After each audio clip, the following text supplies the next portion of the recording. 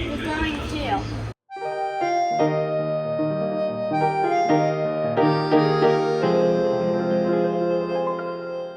We're on the train this morning for yet another day of exploring. Montmartre is one of the most iconic, artistic and charming neighborhoods in Paris. I'm on the little train. Ladies and gentlemen, welcome aboard the little train of Montmartre. In front of you, the Moulin Rouge, the spiritual birthplace of French canton since 1889. Catching the little train of Montmartre is a convenient way to climb the hill from the Moulin Rouge to the crown jewel of Montmartre, the magnificent Basilica de Sacré-Cœur. The recorded commentary pointed out several areas of interest on the way. On the side, Constantin Pichler Square, with a statue honoring Stendhal. The French music added to the adventure too. It was a fun ride through the Paris streets, although I did get shaken around quite a bit. Feels like this train's gonna come apart.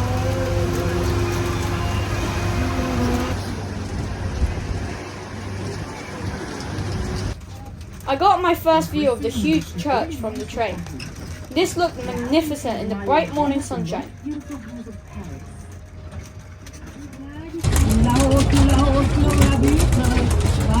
Our little train conveniently dropped us off near the central market square.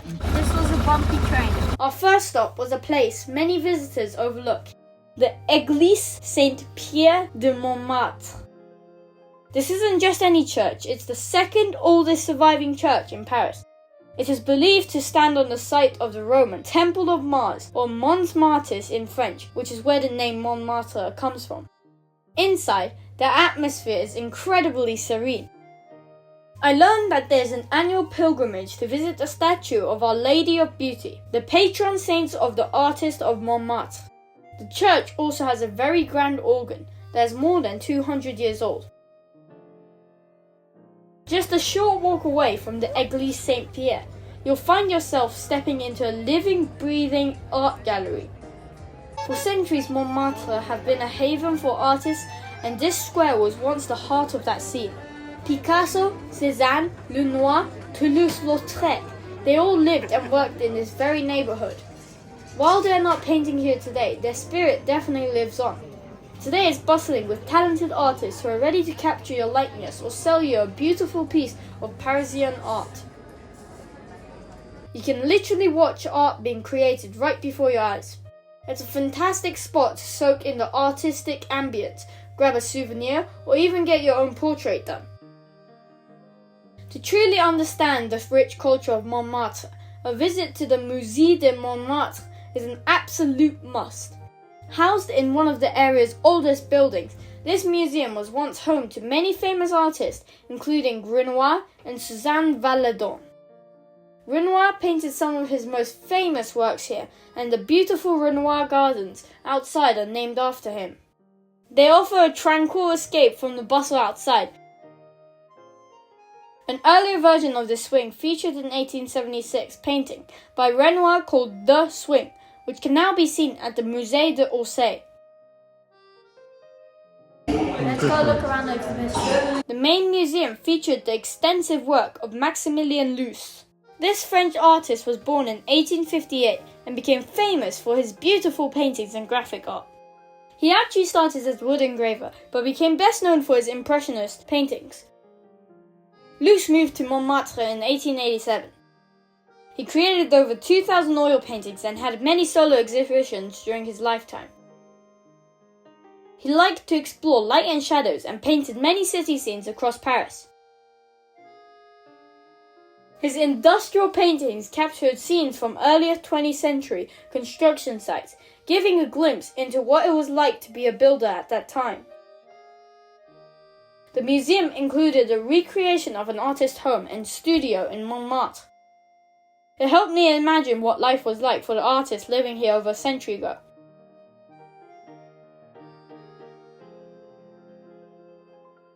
Of course, paintings are still being created here today.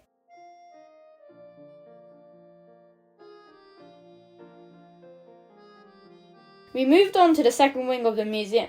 Inside there was an incredible collection of paintings, posters, and historical documents that traced the history of Montmartre from a rural village to the Bohemian capital it became. I learned about the cabaret scene, the artists, and the unique characters that shaped this neighborhood.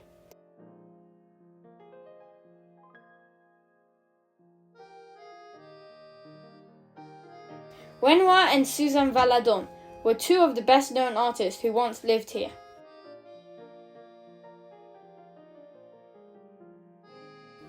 Montmartre also became famous for Le Chat Noir. This is thought to be the first modern cabaret where visitors were entertained by singers and dancers. There are many fun side streets to explore near the museum, with lots of cute cafes and shops. If you're looking for a souvenir, then there are plenty of choices. It was time for lunch, so we visited La Bonne Franquette.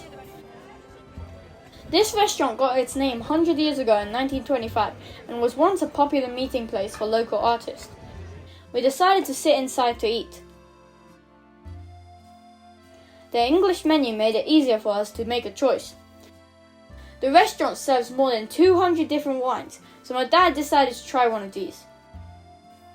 We ordered a plate of charcuterie as a shared starter. My dad started with a salad bonne franquette that came with sliced chicken on top. His main course was a warm Lyon sausage on a plate of lentils. I went for something a little more familiar. My Black Angus burger was very tasty. After my enjoyable lunch, it was time to do some more exploring. There's an unusual sculpture a short walk away from the Place de Tertre. Le Passé Mercure, or The Passer-Through Walls, is the title of a story by Marcel Aim about a man named Dutilleux, who discovers that he can walk through walls. Is the man who's going through a wall. The streets were much quieter here and it made a nice break from the hustling, bustling tourist area. Of course, there was one last place to see, the crown jewel of Montmartre that is visible from almost anywhere in Paris, the magnificent Basilique du Sacré-Cœur. Perched on top of the highest point in Paris, the Sacré-Cœur is absolutely breathtaking.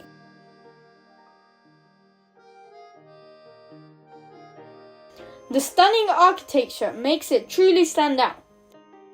Construction began in 1875 and was finally completed in 1914. It is dedicated to the Sacred Heart of Jesus and serves as a national monument of hope. From here you get a panoramic vista of the entire city of Paris stretched out before you. It's the perfect spot to sit, relax, and just take in the sheer beauty of this incredible city.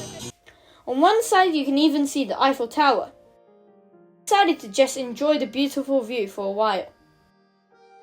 We then hopped back on board the little train of Montmartre for our journey down the hill. I had a really fun day visiting Montmartre.